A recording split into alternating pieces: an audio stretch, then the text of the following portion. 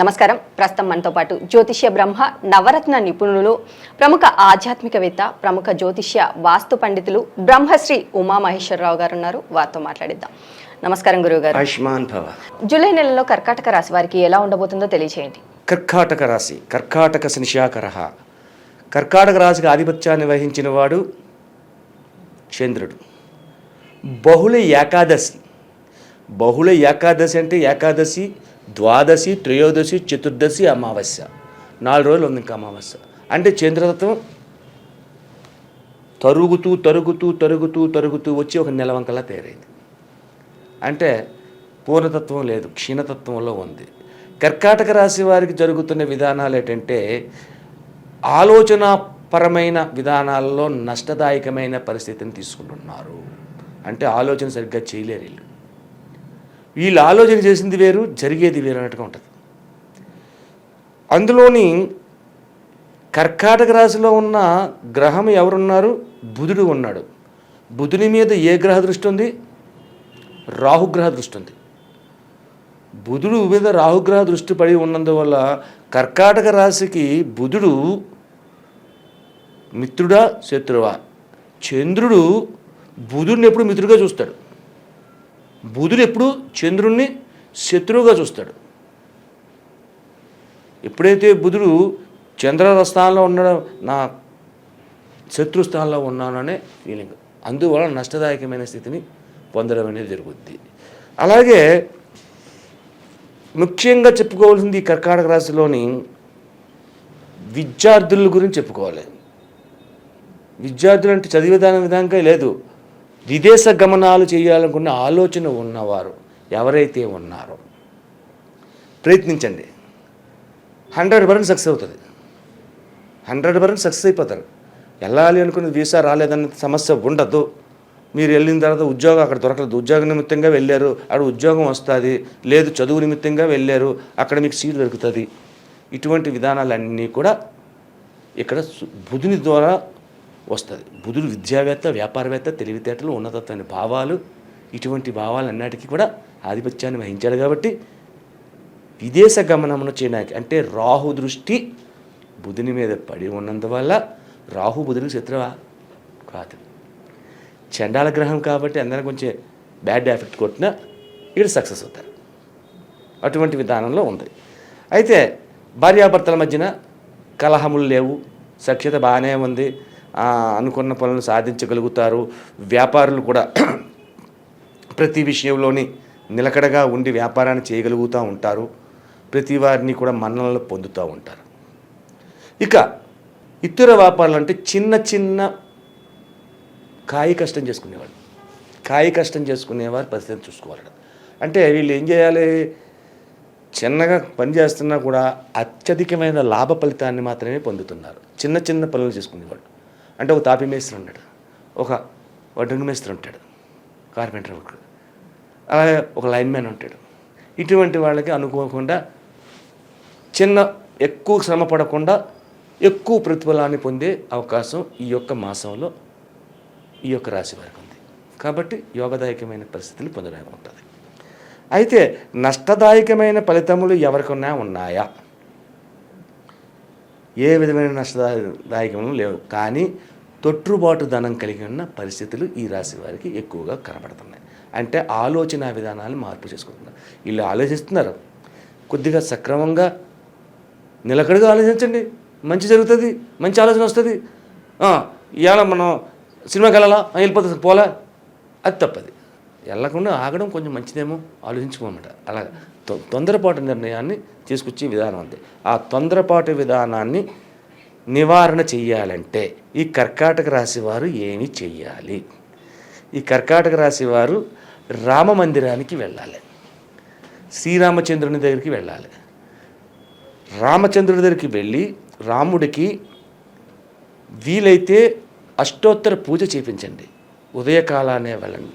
అంటే రామమందిరం దగ్గరికి వెళ్ళాలని అన్నాను, కానీ ఏ వారం వెళ్ళాలి, ఏ రోజు చేయించాలి? గురువారం చేయించండి లేదా ఆదివారం చేయించండి.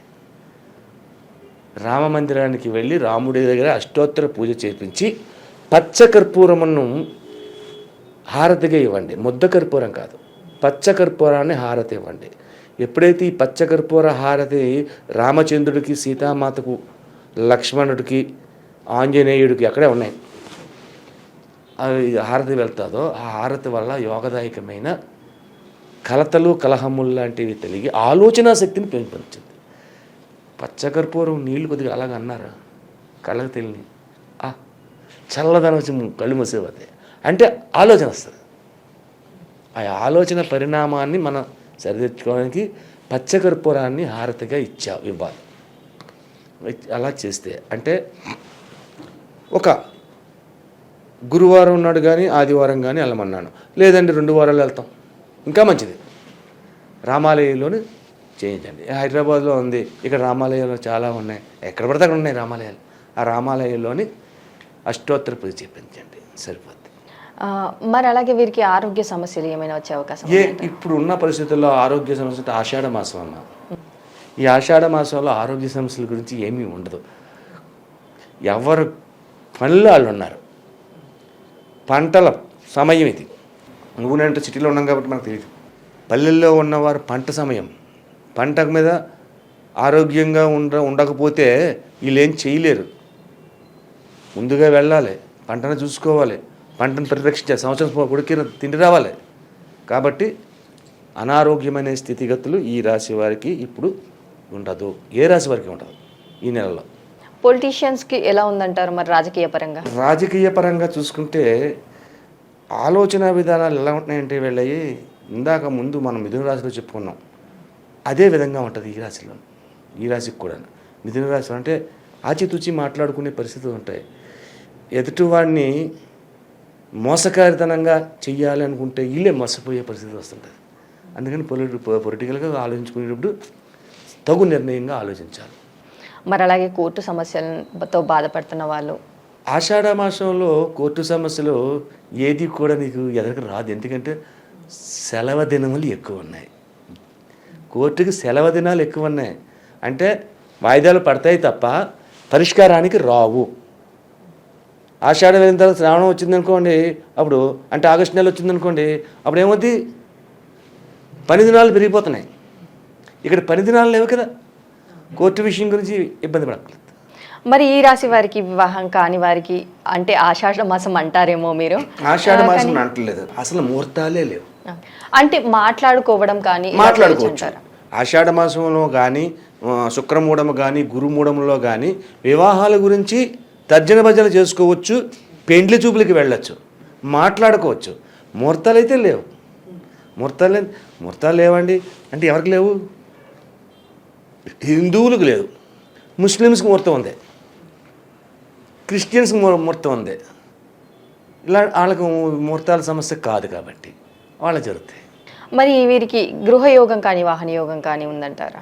నీకు గృహయోగము కళ్యాణ యోగం అంటే ముహూర్త విధానాన్ని బట్టే వస్తుంది.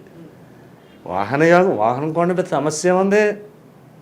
వాహనానికంటే ఒకప్పుడు చాలా ఇబ్బంది పడి, మా చిన్నప్పుడు అయితే ఓ సైకిల్ కొనాలంటే కొంచెం ఇబ్బంది పడిపోయాం, అప్పుడు ఉండేది కాదు.